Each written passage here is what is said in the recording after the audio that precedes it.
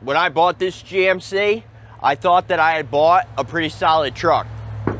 With the rust now starting to form, repairs failing, and the firewall leaking water, I'm now faced with the decision I never thought that I'd have to make.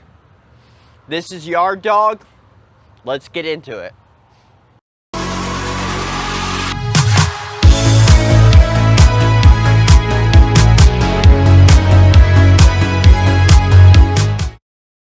We have to tackle a huge problem. A problem so big it could kill this project before it even gets started. And this problem will dictate the direction of this whole build. And this is the build I'm calling the Yard Dog. And as always, it's your boy Slendy. Glad to have you back in the SpeedCoast garage. This truck has had some serious rust issues, and it's in all the worst spots. So bad that it's forcing a massive decision that's going to define this entire build right out of the gate. See, I happen to have another cab for this, and the thing that creates the central conflict for this whole project, do I spend countless hours cutting out rust and welding in new metal to save the original cab, or do I take the plunge and just swap it for the better one? Today that journey begins. We're doing a deep dive on this old beast to see how bad the damage really is and lay out the whole master plan. So stick around and let's see if we can turn this old truck from parked and forgotten to driven and enjoyed.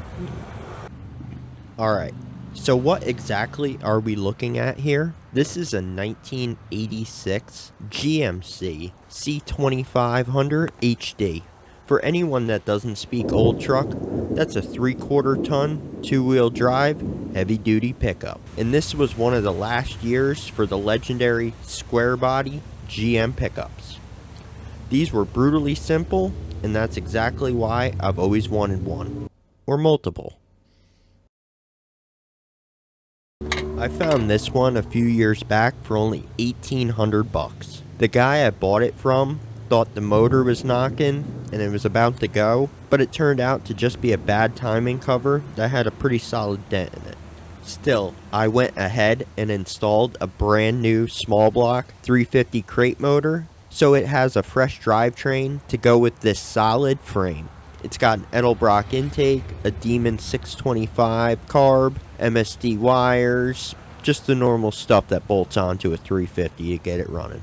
And that's all running through a turbo 350 trans with a shift kit to a stout 14-bolt rear with 410 gears. This thing is a workhorse. It's even got a full Flowmaster exhaust with what I believe are 1 3/8 headers to a full 2.5-inch dual Super 44 setup. So it definitely has a great sound. It was originally Arctic white, but it was painted at some point, and now those repairs are starting to fail and reveal themselves. It's a factory AC truck with dual fuel tanks and a rear slider window. The interior has some of its own issues. The dash is cracked and faded like every other square body I've seen out there almost. But luckily I have a decent custom cover for it that I've had for a number of years. I also have a seat cover that matches the dash cover, which was originally for my other C10 project, Fool's Gold, which you might have seen on the channel, but it's getting moved over to this build as I'm going with a complete new setup in that truck. So with a fresh motor and a solid frame, I believe this truck is absolutely worth saving. What square body isn't? Okay, so before we drown in a sea of iron oxide, let's talk about the master plan. I don't want some perfect trailer queen show truck. The whole point of this is to build a reliable, capable, and cool looking truck that I can use every single day here in Daytona. Something that can stand up to the harsh, salty, beachside environment here in Florida. The short-term plan is all about getting it turnkey safe and reliable. First thing is the AC, because it's been about 110 real feel here the last couple days. So the sail windows are nice, but they're not going to get the job done. I have most of the parts already here waiting or on order, so we'll address that soon. I'm also going to tackle some of the damaged sheet metal on the hood and front fender. Then I'll fully service the engine, give it a tune-up, clean any loose ends to get it running as good as I can, and also throw in a bed liner and install a new front bumper that I got that has some built-in fog lights, along with some cab lights maybe down the road. Then there are the long-term dreams. I've got a full comp cam set up for the top end, and maybe some new heads are in order, roller rockers, an EFI system for more reliability and fuel economy. So I'm hoping to come out with about maybe 350, 400 horse that's quite streetable with matching torque numbers, enough for a good kick in the pants. To go with that attitude, maybe a 4-inch lift and some 33 or 35-inch tires. Down the road, I want to add an over-the-top system with some big bass and eventually do the full paint and body work. Alright, so it's time to face the music. Let's do a real walk around and see what we're up against. The usual suspects for rust on these square bodies are all here. The rockers are pretty much shot, and I think this grip tape is about the only thing holding it together. But the real problems are the A-pillars, where the rust is starting, around the rear slider window as well, and some pretty gnarly spots on the firewall. There's even a hole clear through the firewall into the cab that I'm going to have to seal up to help keep the moisture and condensation out and my windows from fogging up. I just started replacing the front fender and I'm working through that now, but seeing the rot in these other structural areas is what's causing this big debate. Sir. Thankfully, the bed is quite solid with just a little bit of surface rust. So my plan to immediately start processing what I can to slow down the rust brings me back to the main dilemma. Do I honor the truck's soul and commit to hundreds of hours of metal work, the death by 1,000 cuts approach of fixing the A-pillars, firewall, and rockers? Or do I just save a ton of time on the rust repair by swapping the entire cab, which is in its own a mountain of work? You have to disconnect everything, the wiring harnesses, the steering, brake lines, swap out the full interior, and physically lift the cab off the frame. Seriously, let me know in the comments what you would do. I could definitely use some advice here, as I've never done either of these jobs.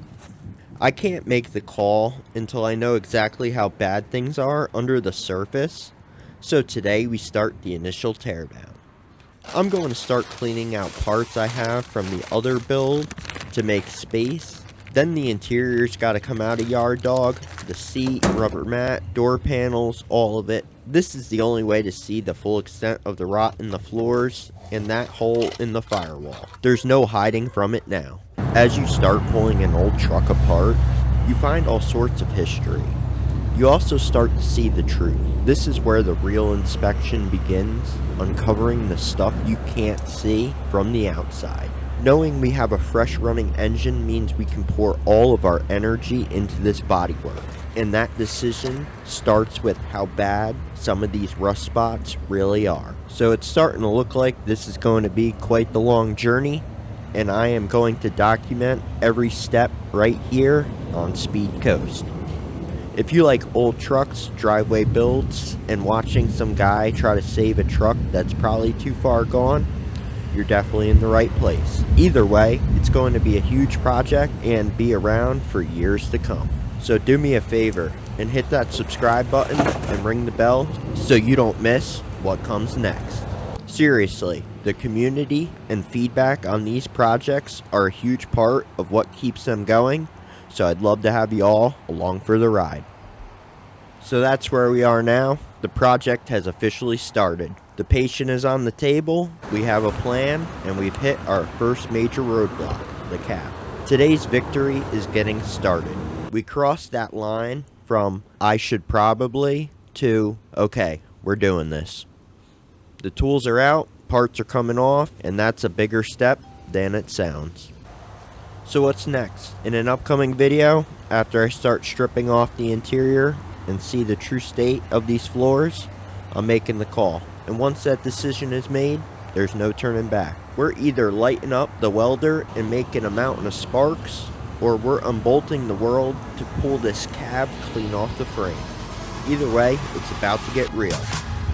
And in between on the Yard Dog project, we're still squeezing in some work on Fool's Gold, our short bed C10 project, the CTMX, which is our 1970 CT1 build, and a couple vintage bike projects going, plus so much more. So stick around, and I hope to see you back for the next video, no matter what it's on.